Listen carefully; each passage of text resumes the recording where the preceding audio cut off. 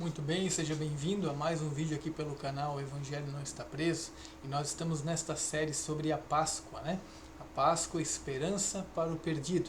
Você pode encontrar aí no canal já também um vídeo sobre a introdução, a parte 1 sobre a origem da Páscoa no Antigo Testamento e a parte dois sobre a Páscoa no Novo Testamento. E agora nessa parte 3, nós gostaríamos de tratar sobre alguns símbolos na atualidade, né? Alguns símbolos que você encontra dentro da cultura popular a respeito da Páscoa, tá certo? Então vamos caminhar juntos aqui. Primeira coisa, primeiro ponto aqui, as dificuldades de exatidão, né? Observe, sempre quando se trata de definir exatamente a origem de alguns símbolos ou cerimônias, fica difícil dizer exatamente com precisão e certeza onde se originou tal coisa que se deseja saber, né? Alguns são um pouco mais fáceis, por haver registros sólidos. Já outros são tarefa quase impossível. É o caso, por exemplo, dos famosos ovos de Páscoa, né? Então é muito difícil saber exatamente, né, da onde vem, ok? Observe, por exemplo, muitos ligam a Páscoa, que é celebrada hoje no meio secular, a Easter, nome da deusa inglesa da primavera, ou ainda Eostre, derivada de Istar, da Babilônia. Porém, é necessário um pouco de prudência quanto a ser absoluto nestes posicionamentos. Realmente é difícil precisar isso, são possibilidades, quem sabe, né? É muito difícil bater o martelo nisso, nós devemos assim ter bastante cuidado e cautela, mas é importante estarmos de certa forma, né, um pouco atentos a isso. A nossa certeza, o que realmente importa. Pois bem, sobre as origens da Páscoa, podemos ver na Bíblia que foi com o povo de Israel no Egito, Êxodo capítulo 12, lembre-se, a 10ª praga, né? E também vimos que Jesus Cristo agora é a Páscoa de todo aquele que quer ter comunhão com Deus. Ele é o Cordeiro de Deus, amém? Lembre-se disso, o texto, né? De João 1,29, né? João, ele vai dizer então, eis o Cordeiro de Deus que tira o pecado do mundo.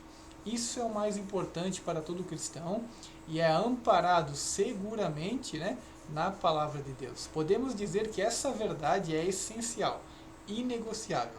Isso nós realmente temos certeza. Quanto à origem da Páscoa dentro do contexto cultural, essa questão que envolve os ovinhos de Páscoa, o coelho, as raízes disso, as origens disso, exatamente, é muito difícil precisar, mas temos aí algumas possibilidades, né?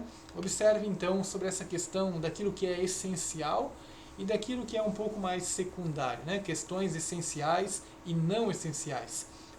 Primeira coisa aqui, observe na tela, uma questão essencial, ou seja, ela é indispensável à vida de fé. O que é essencial para nós como cristãos? Jesus, o Filho de Deus, ele se encarnou, ele foi morto pelos nossos pecados, ele ressuscitou, está vivo, né, e um dia vai retornar. Essa é a nossa Páscoa. Isso aqui é essencial. Isso aqui é indispensável, né? Isso aqui não pode ser alterado.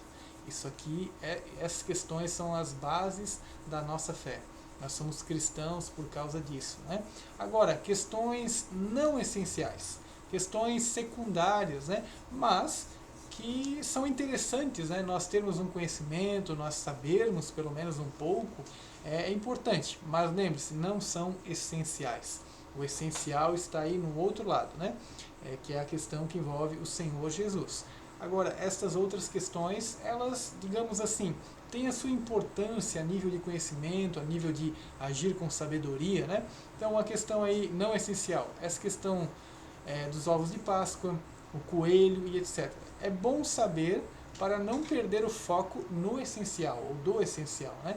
Então, essas questões aqui secundárias, é bom que nós saibamos, para que nós não venhamos a perder o foco daquilo que realmente é essencial, ok? Mas, veja bem, sobre os ovos de Páscoa, né? Falando em questões não tão essenciais, temos o caso dos ovos de Páscoa.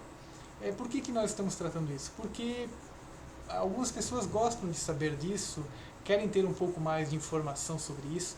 Então é por esta razão que nós resolvemos colocar aqui dentro desta parte, né, a terceira parte que envolve aí os símbolos na atualidade. Então um dos grandes símbolos aí envolve os ovos de Páscoa, né? Então, trazer algum tipo de informação que venha contribuir para que você faça a sua própria reflexão, para que você tire sua conclusão, ok? Os ovos de Páscoa, então, eles podem ser de galinha, de pata, de avestruz e até de chocolate. Isso devido ao forte comércio que movimenta aí essa época, como nós já vimos lá no vídeo sobre a introdução, né? Este apetrecho, no caso, né, os ovinhos de Páscoa, este apetrecho é muito comum em várias partes do mundo, esse apetrecho do ovo, né? E não diferente no Brasil, ficando difícil precisar com exatidão as suas origens. É difícil dizer exatamente de onde vem tal prática, né? Porém, há informações razoáveis que dizem estar ligado, na questão do ovo de Páscoa, estar ligado à representação mística da vida, um símbolo de renascimento, muito utilizado na Babilônia, Egito, China, Japão, Polônia, Hungria e em outros países até. Tudo se concentra, qual é a ideia dessa questão do ovo e estar ligado aqui com o que você acabou de ver, né? A questão ligada à vida, né? Qual é a ideia? Tudo se concentra em romper a casca. Única maneira de haver a vida, senão é morte na certa. Por isso essa simbologia do ovo com a vida. Quanto à questão de ser de chocolate, é geralmente por questões comerciais, né? O que de fato tem atingido as metas. Isso é uma grande verdade, né? Toda a questão do cacau no Brasil, né? Então você tem a questão dos ovinhos de chocolate, geralmente está ligado a vendas, a comércios, né? E sejamos honestos, né? Por sinais, esses chocolates, né, da Páscoa ali, que nessa época da Páscoa são bem gostosos mesmo, né? São muito bons. Cabe a nós, como cristãos, refletirmos, né, prudentemente sobre essa questão. Pensamos que poucos, ao ganharem um ovo de chocolate como presente, o jogarão fora, né? O bom senso é sempre bom. Então, de repente, a gente não precisa tomar uma atitude radical, né?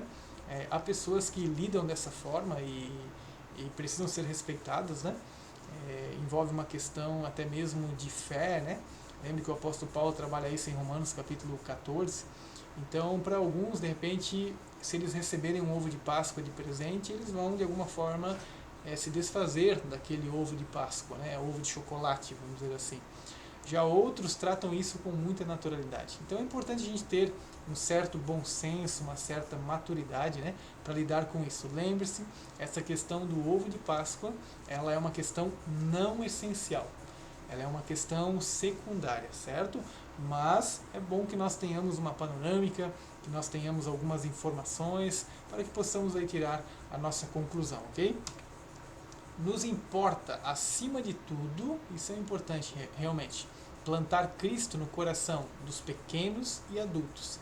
Esse é o nosso alvo, esse é o nosso foco, né?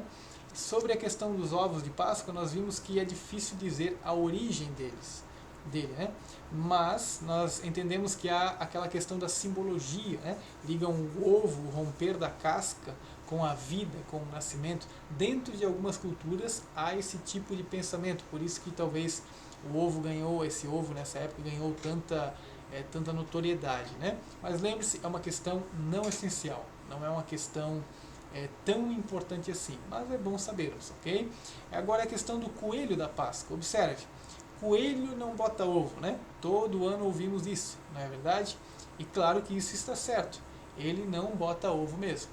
Pois bem, o uso do coelho na época da Páscoa está obviamente ligado a tradições místicas e algumas religiões, mas não com a Bíblia, certo? De fato, isso não está ligado com a palavra de Deus. Este animalzinho, por sinal muito simpático, é um símbolo da fertilidade, por ser de reprodução rápida e também por baixa taxa de mortalidade. Há quem diga que seu uso neste sentido místico, né, da fertilidade, iniciou-se por volta de 1215, né, seria o século XIII, na França, oriundo ou veio de práticas da Babilônia, né?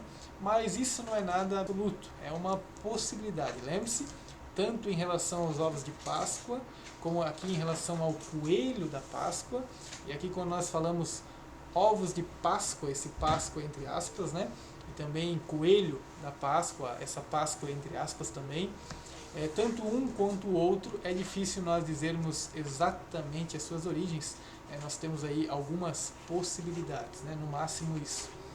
As lições importantes sobre isso, sobre essas questões aí que envolvem os símbolos na atualidade, né? Algumas lições para nós hoje. A verdade é que por falta de orientação bíblica e por grande influência midiática, o coelho e outros apetrechos podem ganhar, em alguns momentos, a cena, podem ser o foco, podem ser o essencial, não deveria, mas podem virar o essencial na época da Páscoa. Né?